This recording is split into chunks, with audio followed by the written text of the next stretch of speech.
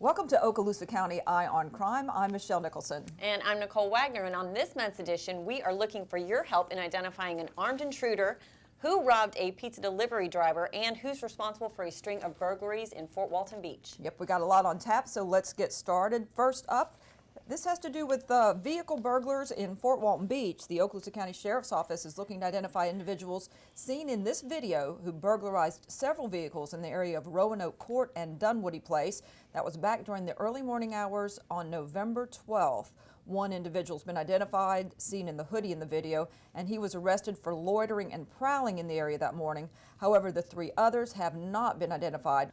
Only two of the suspects are seen on this video from the home on Roanoke Court. Anyone with information is asked, as always, to call the Sheriff's Office at 609-2000 or Emerald Coast Crime Stoppers at 850-863-TIPS. You can also reach Crime Stoppers at emeraldcoastcrimestoppers.com or by texting TIP 214 plus your message to crimes, and of course crimes translates into the numbers 274-637. And of course it's all 100% anonymous, as always. Next up, the Okaloosa County Sheriff's Office is investigating the report of an armed burglary at a home in Laurel Hill that occurred on the morning of November 19th. Now the homeowner actually fired his gun at the intruder, but deputies didn't see any signs that he had actually struck him. They actually found the bullet in the kitchen microwave. But the resident at 7200 State Road 85 said he was home in his bedroom when someone broke into the house shortly after 11 a.m. and started trying to enter the bedroom. Now he says he was able to see a hand and an arm reaching in, and it appeared the intruder did have a handgun. He fired his gun through the bedroom door. The man took off. Deputies did find indications that he had forced his way in through the back of the house, and of course we brought a canine out, but they were unable to locate the suspect. So anybody with information about that, give Crime Stoppers a call or call the Sheriff's Office. Yeah, that had to be an extremely scary situation for that individual. Next up, the Sheriff's Office is investigating a Destin gas station robbery. This took place at the Sunoco on Harbor Boulevard in Destin Sunday evening, October 26th. The attendant there says a black male wearing a black mask, blue jeans, a gray sweater, and a blue baseball cap came in around 9:30 p.m. on October 26th. He threatened her and demanded money before leaving, heading out the east side door. A witness says he saw this individual jump a fence on Lola Circle and keep going. And the Walton County Sheriff's Office is trying to find the man that robbed a pizza delivery driver. This was back on November 19th, about 6:30 p.m. They were called to the Hungry Howies up in Defuniak Springs, reference armed robbery of a pizza delivery driver.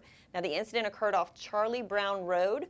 And as the driver parked the vehicle, a white male came from the bushes, approached the driver's side window, said, "I just want the money," and pointed a black handgun at the driver. Now the driver did give him money out of the bank bag. The suspect then turned his head and yelled, and a black male who they described as in late teens and early 20s came out from the bushes and ran toward the white male, and then they both ran down Charlie Brown Road East to South Northwood Road. So anybody with information about that pizza delivery robbery, give us a call, 863-TIPS. We've got another one from the Walton County Sheriff's Office. They're trying to identify these two females that stole furniture and other items from the Path of Grace thrift store in Miramar Beach. That was back on October 24th. They were driving a white Ford F-150 pickup which had a custom shell cover, and they were towing a ramp-type trailer. So if you have any information on that one, please give us a call or contact us through the web or the other text option. That's right. And next up, the Defuniak Springs Police and the Fire Marshal's Office are investigating a church fire. This was at about 8 p.m. on October 8th. They responded to College Avenue Church of Christ, located up there on College Avenue. Reference to a burglary and a fire. Now, a church member reported smelling smoke before they actually saw a small fire in one of the supply rooms at the church. Church members actually were in service at the moment, and they were alerted to the fire. Now, investigation revealed that a person or persons gained entry into a locked supply room and started a fire with some toilet paper. Now, the source of ignition is still under investigation, but there was some damage to the church, of course, and anybody with information, contact us. Now, the church is actually offering a separate reward in addition to anything that Crime Stoppers may give, and theirs is up to $1,000. And that's a crazy case. You don't see that type of thing happening very often, thank goodness, but kind of a bizarre crime with that one. Next up, the Sheriff's Office is investigating several business burglaries in Okaloosa County that occurred over the weekend of October 24th through 26th. This was on Gulf Star Drive in Destin. Suspect or suspects forced entry into Accentria Inc., Window Toppers by Joy, Ledbetter & Associates, and Dr. Deborah Simpkins' office. So they were on a roll there. They stole cash and other items. So also looking for information. If anybody knows anything about that series of burglaries, let us know. And of course, there are these and other cases available on our website or our Facebook page. So make sure you like us on Facebook or visit our website at emeraldcoastcrimestoppers.com, and you can look at some more of the crimes that we have featured on there as well. And also all pertinent as of today's taping date, which is November 25th. That's correct.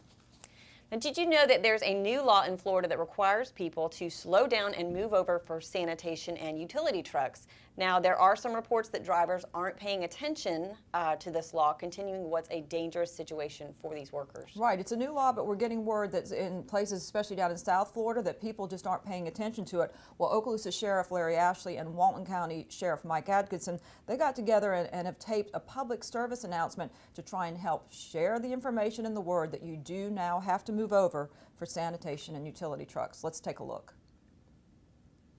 We've all seen the videos showing the dangers emergency responders face when they're stopping vehicles on the side of a highway.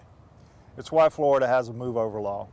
It requires drivers to move over into the other lane or slow down to 20 miles per hour, less than the posted speed limit. And now Florida's move over law also extends to utility workers and sanitation vehicles. There's good reason. Waste Management reports that being struck by a motorist is the leading cause of death for waste and recycling employees nationwide. So please remember, move over, save a lane, save a life. Move over. It's the law. Now again, the new law requires drivers to move over one lane between their vehicle and the work truck, or of course a law enforcement vehicle, or slow down to 20 miles an hour below the speed limit. So keep that in mind. And now let's look at our first list of wanted fugitives, again as of today's taping date, which is November 25th, 2014. First up is going to be Akeem Elijahwan Calloway, who's 22 years old. He's wanted by the Crestview Police Department for aggravated assault with a deadly weapon, firing a deadly missile into a dwelling, child neglect, and possession of a firearm by a convicted felon. So quite a laundry list there. Last known address was on Martin Luther King Jr. Avenue up in Crestview. Also looking for Timothy Joseph Hairston, 25 years old, wanted by the Fort Walton Beach Police Department for battery and false imprisonment. Hairston was last known to live in Shalimar. Tammy Smith Gibson, whose last known address was in Fort Walton Beach, she's wanted for violation of probation on the original charge of fraud. And contact Emerald Coast Crime Stoppers if you know where to find Jamie Lee Greek, 25 years old, wanted for failure to appear on possession of a controlled substance and possession of cocaine. And 19-year-old Lewis Jeff Ingram is wanted for failure to appear for larceny and theft, last known to live on Navy Street over in Fort Walton Beach. And law enforcement hasn't been able to find Deidre Ann Hayes yet. She's wanted for 5 counts of worthless checks, and Hayes was last known to live on Cabela Lane in Crestview. Next up is 21-year-old Dion Mount, who's wanted for violation of probation on possession of cocaine, last known to live in Fort Walton Beach. And we're also looking for Misty Patrice Weathersby, 40 years old, wanted for 7 counts of worthless checks. Weathersby's last known address was in Fort Walton Beach as well. Antoine Dante Barrett, who's 30 years old, he's wanted for failure to appear for the original charges of carrying a concealed weapon and aggravated assault. Last known address was on Greenwood Street in Fort Walton Beach. And unfortunately, we do not have a photograph on this next one, but it's Tyrell Thomas Arnold, wanted for larceny and grand theft. Arnold's last known address was in Destin. And thanks to a Crime Stoppers tip, we're happy to report Jonathan Scott Knight has been located. Yep, that's our favorite things right there, right. Crime Stoppers tips. And thank you to that tipster for calling in. Also looking, though, for Larry Neal Brown II. He's wanted by the Okaloosa SO for violation of probation on aggravated battery with a deadly weapon, as well as criminal mischief and battery. 35-year-old Juan Ramon Marquez, who's wanted by the Fort Walton Beach Police Department for trafficking in stolen property, last known to live on Jonquil Avenue in Fort Walton Beach. Christina Blair Carroll, 30 years old, has not been found, and she's wanted for violating probation on trafficking in stolen property, as well as providing false information to a pawnbroker and grand theft. And last up on our first list is Ernest Tom Goodman Jr., who's wanted by the Crestview Police Department for aggravated battery and larceny, last known to live in Crestview. And on to some good news. 2 Okaloosa County Sheriff's Office investigators have been honored for their hard work that helped solve a very horrific murder, one that actually spanned back about 16 years involving an elderly resident. Sheriff Larry Ashley recently presented Outstanding Performance Awards to investigators Ralph Garrett and Mike Irwin.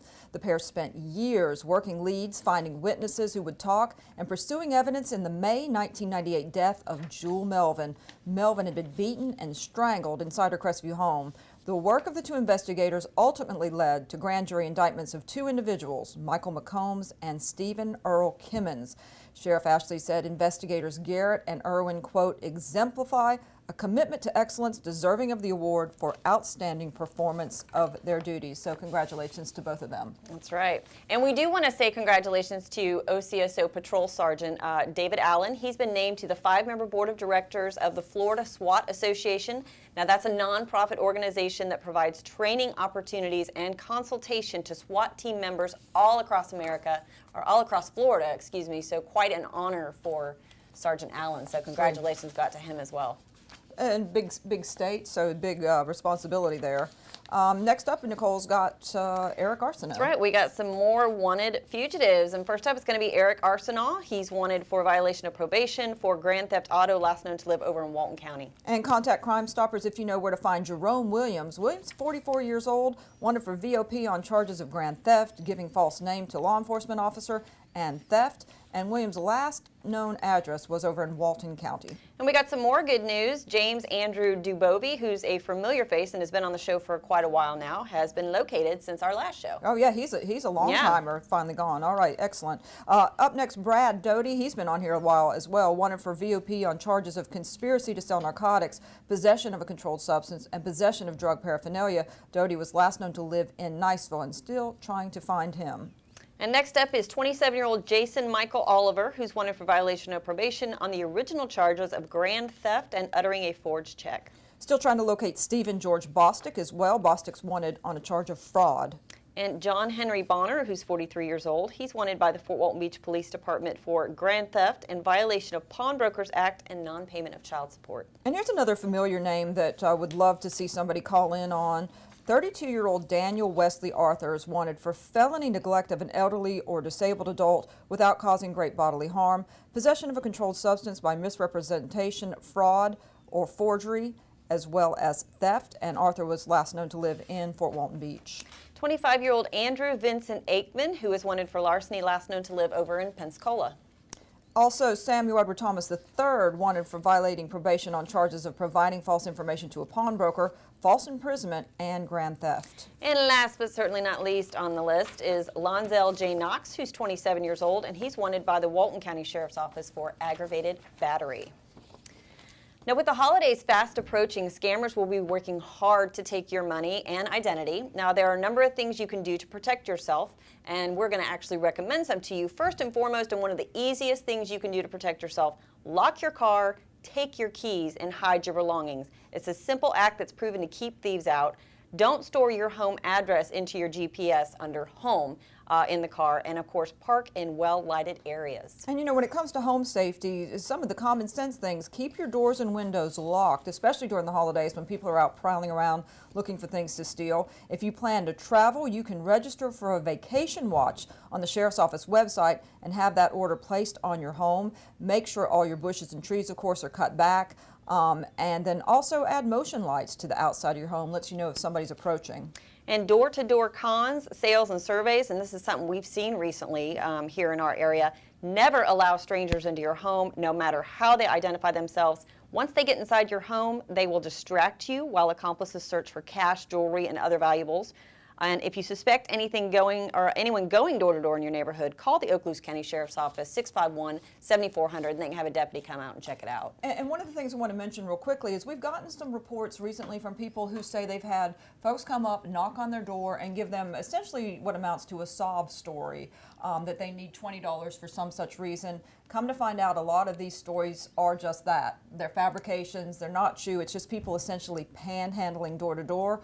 We certainly don't want to discourage people from giving to the needy. A lot of kind-hearted people want to help other people in need, but you do need to be aware that this is going on. We've had reports in Fort Walton Beach area, reports in the Niceville area of essentially scamsters going door to door. So you may not want to answer your door at all if you don't know who the individual is, or at least be aware that They're out there. this is going on. Right.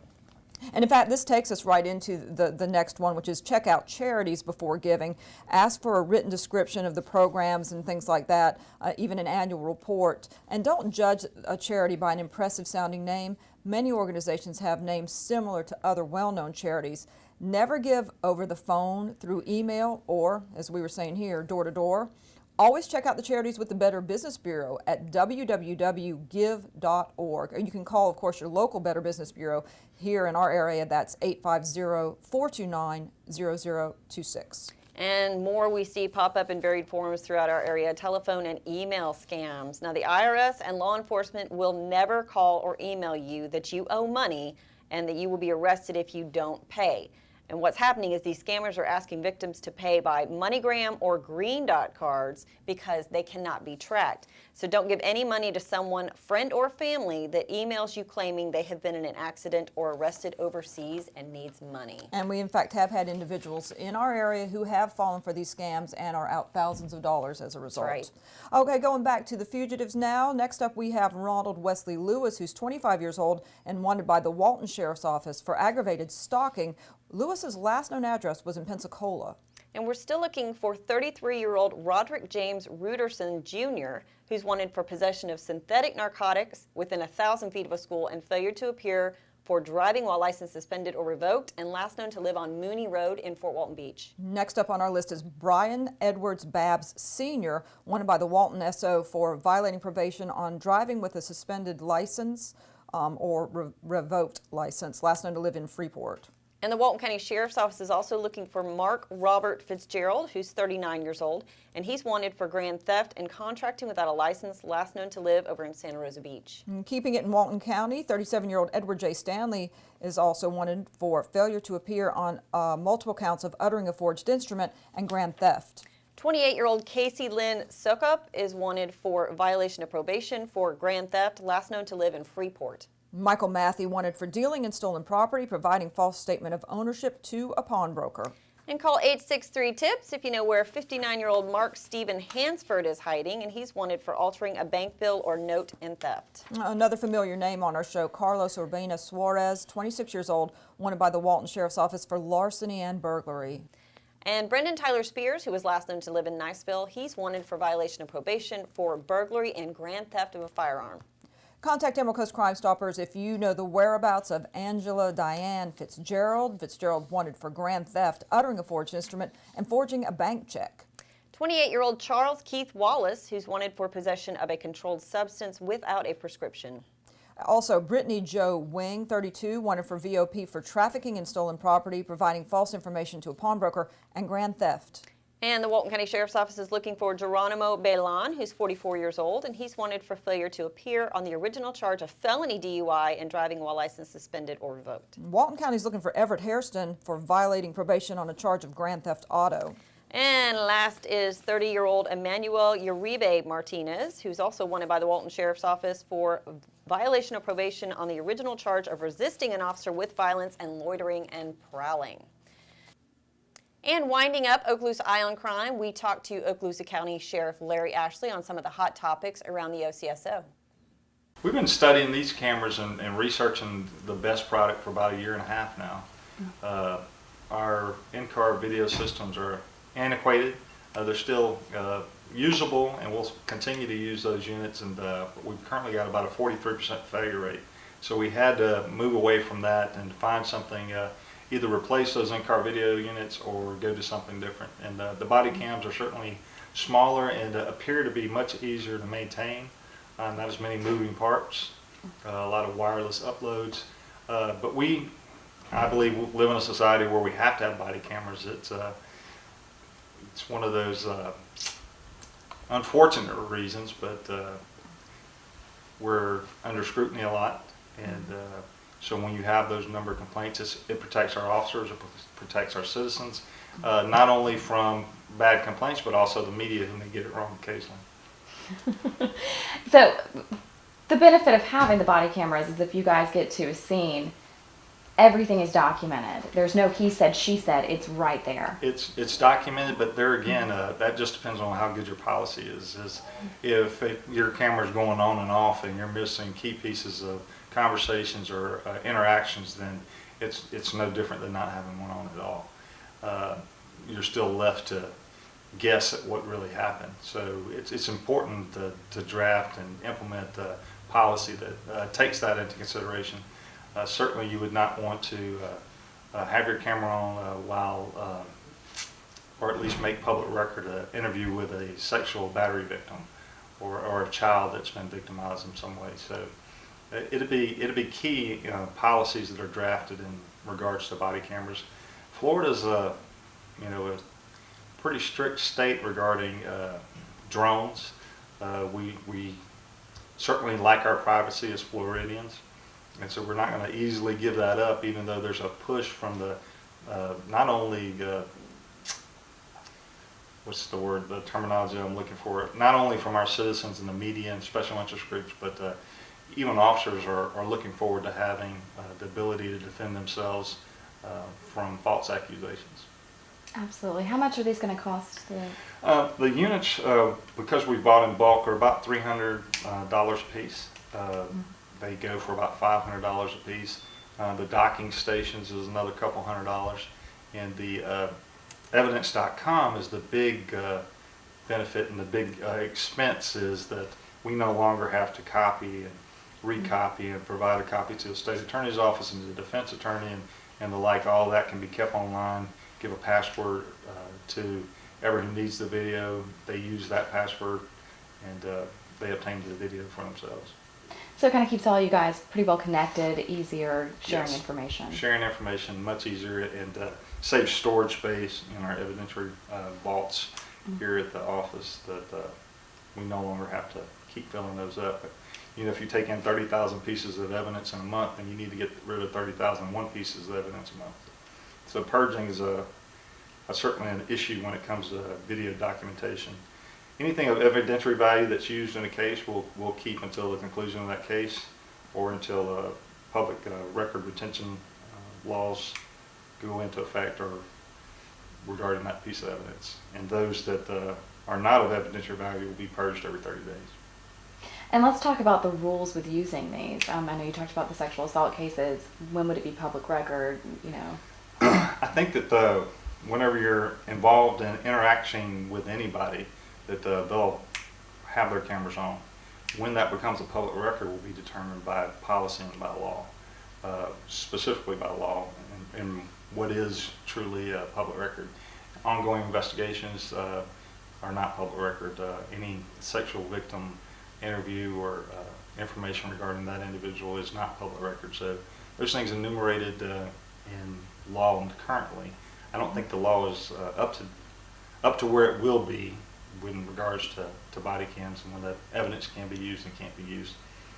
The property, though, belongs to the Okaloosa County Sheriff's Office as evidence, and so no officer will have the ability to use this proprietary evidence for personal use, uploading to YouTube or any other social media website, because it will want to be against policy, and I'm hoping that we'll make way in the legislature. It's the same as we did with autopsy photographs and the like.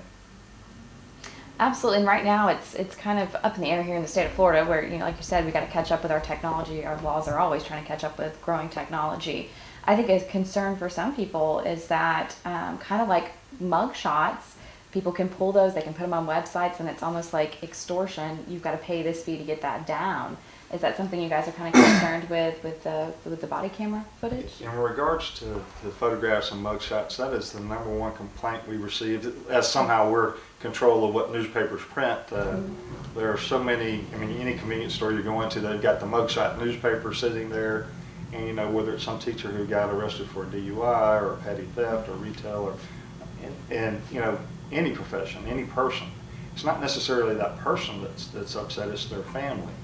That they, here's a misdemeanor crime and their mugshot's posted out there for everybody to see. We don't have any control over that. Florida law tells us what is a public record and what's not a public record. that's an issue that needs to be taken up with the Florida legislature, and to determine, do we want this to be, I think Representative Gates would be a good person to speak to, because there's a difference between being arrested and being convicted.